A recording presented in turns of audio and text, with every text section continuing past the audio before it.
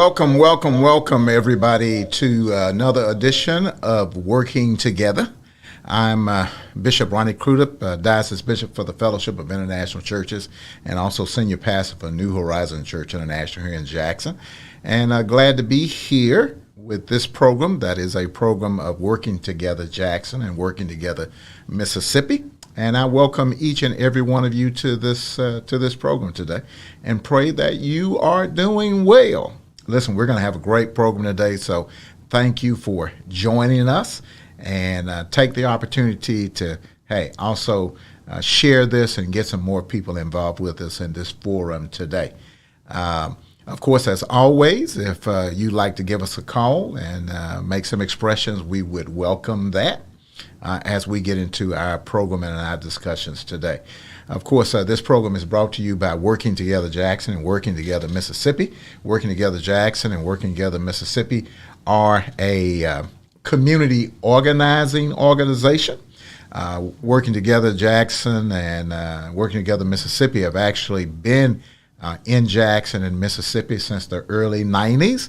At one time, we had a little different name. Some folks may remember the old Amos Network. We rebranded ourselves and became Working Together Jackson, and then expanded that to Working Together Mississippi. But we're an affiliate of the Industrials Area Foundation, which is the oldest community organizing organization in the country. And so there are affiliates all over this country in a lot of the major cities and states of this country, and we're glad to have the organization here because we've been able to do a lot of really good things by teaching our member organizations how to build their own power to make change, because that's what it's all about, okay? As I said, we are a membership organization, which means that there are houses of faith as well as community organizations, nonprofits, all kind of good organizations out there that care about the community, that are a part of this wonderful work.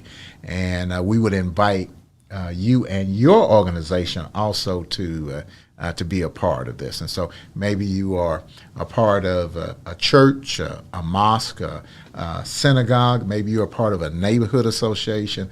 Maybe you're a part of some other really good nonprofit that's working in the city or across the state. We would love to have you to have a conversation with us about being a part of this organization as well, because we all need resources, okay? We all need to be a part of good movements that strengthen us and strengthen our hand to do the work that we're desirous of doing. And that's what Working Together Jackson and Working Together Mississippi do. Really bring a whole lot of wonderful best practices and strategies and tactics that helps you accomplish the ends that you want. And so that's what it's about. Because nobody ever does anything really, really significant. This is a principle. Nobody ever does anything really, really significant alone, okay? There are always a lot of other folks that's around you and that helps you. And so that's what these organizations and Working Together Jackson, Working Together Mississippi do. And the different thing and really good thing about this is that these are not top-down organizations. These are bottom-up organizations, because typically in most organizations, the agenda for the organization is made from the top down. In this organization, the agenda is made from the bottom up. And so it's really from the membership that the agenda for the organization really occurs, and that's different, okay? But it's effective.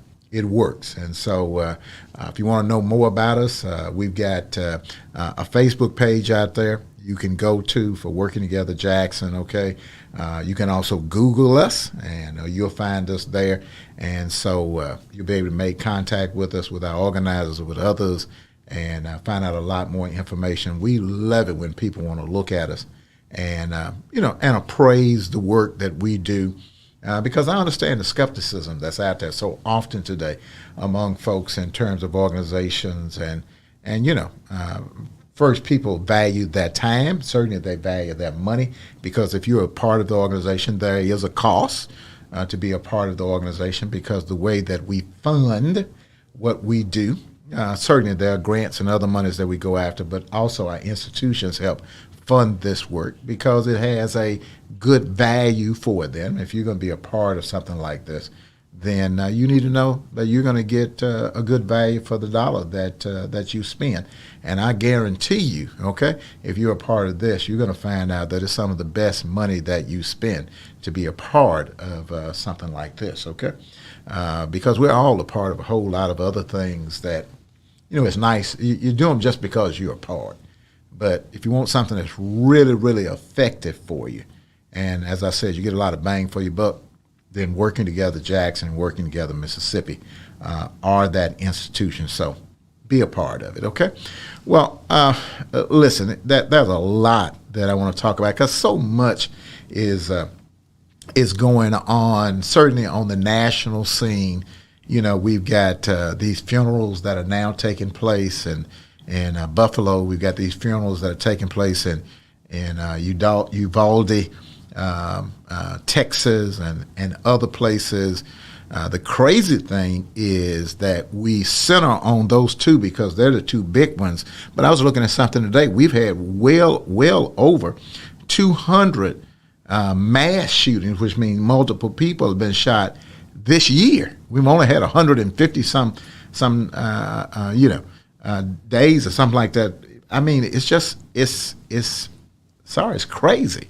The number of mass shootings that are taking place in this country, and because it's become so commonplace, a lot of times, unless it's something really, very, very hurtful and atrocious, now, unless you're at that particular locale or close by, you don't even hear of these things occurring, and so it really is a bad epidemic that is going on.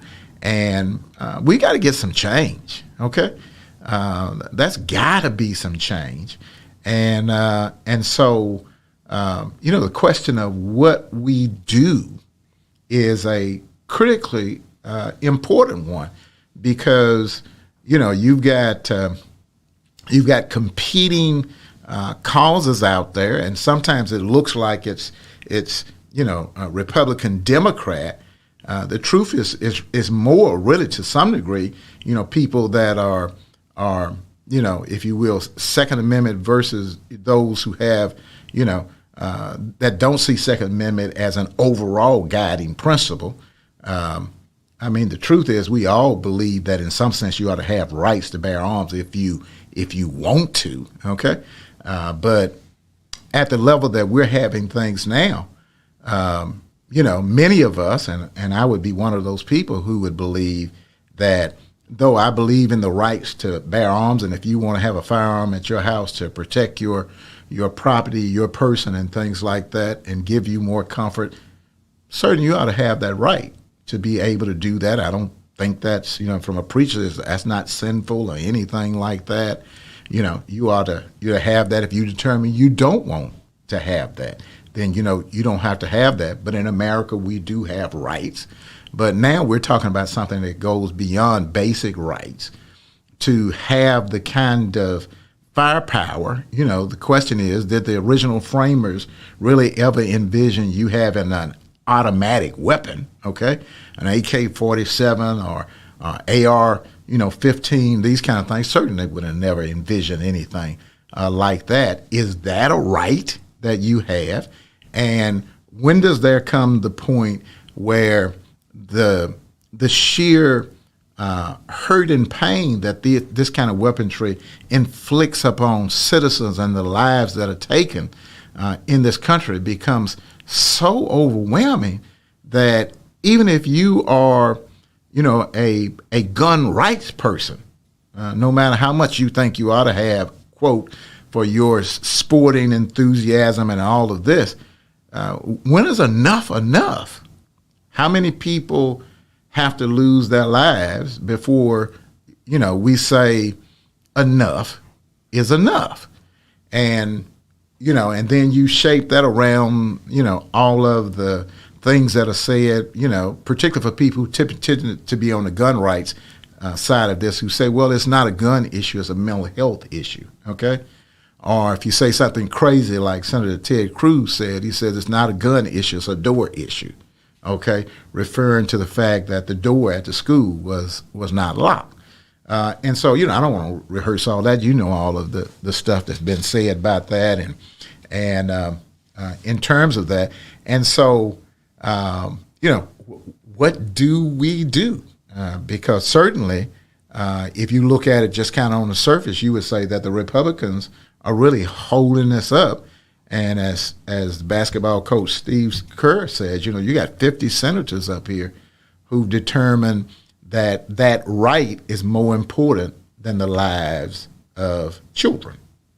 And other lives, once again, of African American seniors and others in Buffalo, because one common thing really is a common factor. If you look at all of these mass murders over the years, particularly the biggest and the most heinous, then you either had an AR-5 or an AK-47, which were the weapon of choice. And so, somebody may have, I tell folks this, is that, a person may have a right to have a knife, okay? And, they may take that knife and go and decide, hey, I'm gonna hurt myself, but I'm gonna hurt some other folk. Well, the truth is, more than likely, that person isn't gonna hurt nearly as many people, okay, as they would if they had an AR-15. And when you give an AR-15 to 18-year-olds and others who now we know, too, are out there on the web spewing, all of this venom and other things like that, we see some of that stuff, then that's a volatile mix that blows up on everybody, okay? It blows up on everybody. And we got to do something about terrorism. Now, let me introduce that. We got to do something about terrorism in our communities, okay? Now, we know the guy in Buffalo who did that heinous crime. That guy was a domestic terrorist. He's a murderer. He's a mass murderer, but he's actually a domestic terrorist. The guy in Uvalde, Texas, okay, that guy was a mass murderer and a domestic terrorist, okay?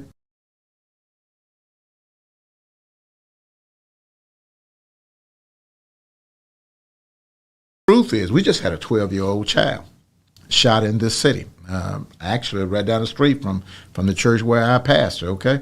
A kid who was on the high honor roll had come to town to get an award, okay? Mother had moved them to Hattiesburg because of threats against them. That child's life has been ended because of a domestic terrorist. Call it what it is. These folks who are doing these drive-by shootings and all of these things, those aren't just some petty criminal. Those folks are terrorists because they are bringing terror to this community where children can't go out in the yard and play basketball in their own driveway, okay? People can't enjoy themselves at their house without thinking about your house is going to get sprayed, okay?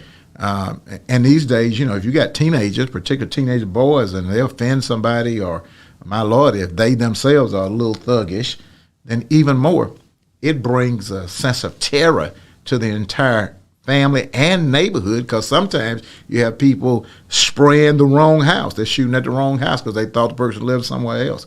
And so these are the kind of things that's going on, and we got to address this terrorism. Listen, we're about to go to the break, but if you'd like to call us and have something to say, if you got an idea or something like that, love to hear it. You can give us a call here, and after the break, we'd love to get you in. Stay with us. SocratesGarrettENT.com is a diversified firm specializing in recycled aggregates and crushed concrete. SocratesGarrettENT.com's recycled materials provide the construction industry with significant economic and environmental benefits by recycling clean concrete rubble into M.Dot grade rock materials. Recycled aggregates and crushed concrete can be applied to driveways, road construction, bank protection, parking lots, general bulk fills, and more. By using SocratesGarrettENT.com's crushed concrete products, anyone from homeowners to general general contractors can help reduce landfill concrete waste, conserve natural resources, and gain significant economic savings on materials and disposal costs. For more information, please call 601-896-0084 or visit us online at SocratesGarrettENT.com. Advertise on WeBelieve.global, a brand new digital media platform. Share your brand with our audience on our many global live stream TV broadcasts and over the radio. For more info, visit WeBelieve.global or call 800-492-5186, option 1. Welcome back to Working Together, which is a program of Working Together Jackson and Working Together Mississippi. I'm Bishop Ronnie, Crudup, Diocese Bishop for the Fellowship of International Churches and Senior Pastor of New Horizon Church International. And I welcome you to this program. Once again, Working Together from Working Together Jackson and Working Together Mississippi. And join us, join the organization and be a part, okay? Today, in our discussion, certainly we're talking about something that's getting a lot of coverage and everybody's talking about it. And this is one of the places you really can say everybody's talking about it.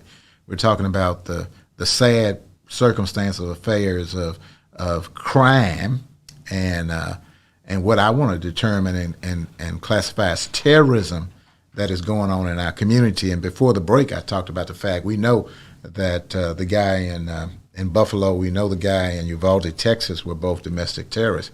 But I want to say to you, the person that shot this 12-year-old boy down in South Jackson the other day was a domestic terrorist.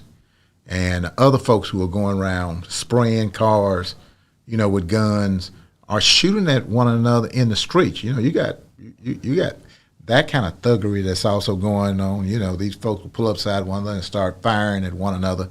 Not thinking about anybody else that would be around at all. And happened here in Jackson, Mississippi, okay? And certainly we see and hear that kind of stuff on the south side of town a whole lot more frequently than we should. These folks are domestic terrorists. And so, what's going to be done? Now, the city council has been considering something that I certainly, too, want to kind of weigh in a little bit. And so I think Councilman Banks has been the one that's kind of been the guy that's probably been pushing it more than anybody else. And that is, a law around holding these parents responsible, okay, for the actions of their children. Now, Councilman Stokes has been talking about that a long time as well. I think Councilman Banks has kind of taken this to another level, and he's been holding some hearings with the city council and getting input of others as they talk about framing, okay, a law that holds parents responsible for the actions of their children. Now, let me say this. I think anybody common sense knows that parents, particularly when you talk about a minor. So when you talk about, if you will, I go to 18 and less person, then the parents have some responsibility that's there because that child is going to live with you more than likely. You are the source of their livelihood, where they stay, and all of these things. And so the question becomes, what is the issue of negligence? Let me use that word, okay?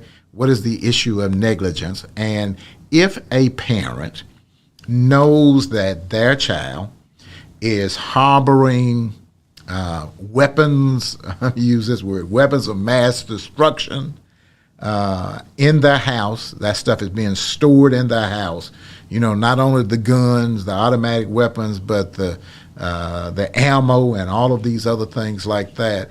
If that is the case, and then that child goes out and commits some heinous crime, then what is the responsibility of that parent, okay, or of those parents in that case? And that is the circumstance. Now, I understand, because I've got children too, and I've got, children that are wayward and children that have done, things they shouldn't have. And by the way, when I was a child, I was in that place too. And so I understand children, and you can have the best of parents, But you can also have children, honestly, who will go and do something stupid, okay?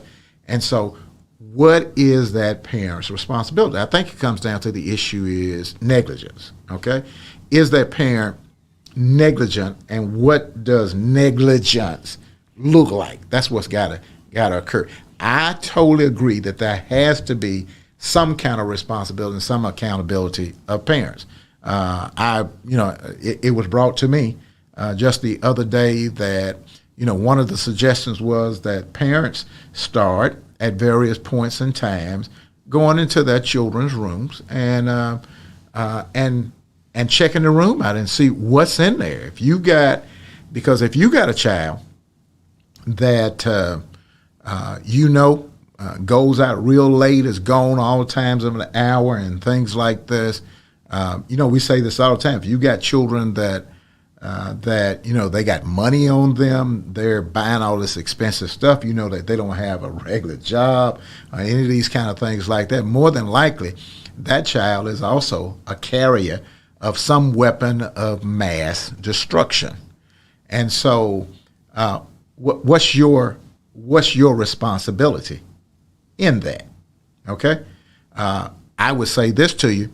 I guarantee you that, and much has been said publicly, but I guarantee it's happening, that the parents of that mass murderer who lives in New York, who committed the crime in Buffalo, I guarantee you his parents are starting to pay the price. Okay? That price is going to come from neighbors. They probably don't want that family there anymore. Probably somebody has or will lose their job, okay, in terms of that, or they'll lose their business in terms of that. That's probably going to be some civil suits around this. It's going to be a whole lot of things around this. Those people become pariahs. I mean, if they're part of some social club, they invite them not to come back, okay? Same thing would be happening in Uvalde, Texas, with that young man's parents in terms of this, that those folks are going to pay a price, okay, for this awful crime that that child committed. Whether that punishment is enforced by society say that you are civilly or criminally accountable, the community itself is going to make you pay a price in terms of that. And remember, it's not too long ago where you remember this other young man that parents bought him these weapons, and he went to school or wherever it was, I think it was school, and he ended up shooting a couple folks and stuff, knowing that he also had some problems before. And those parents end up going to jail. You don't know if they're still there now, but they end up going to jail. They end up having to move, and they will run around different places. That is the kind of cost that is going to come. And so the only question now is, what is the civil liability as well as the criminal liability that parents are going to have in this? And so there is no doubt that there should be some law. Now, I also know that the ACLU was pushing back at the city council in terms of what they wanted to do, and that's kind of what the ACLU does. I think that's got to be some kind of middle ground, okay, in the midst of this, where everybody can come to and find a place, because there's got to be some kind of responsibility, okay?